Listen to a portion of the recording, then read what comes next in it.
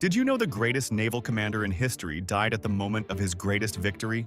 Yi Sun-sin never lost a single battle in 7 years of war.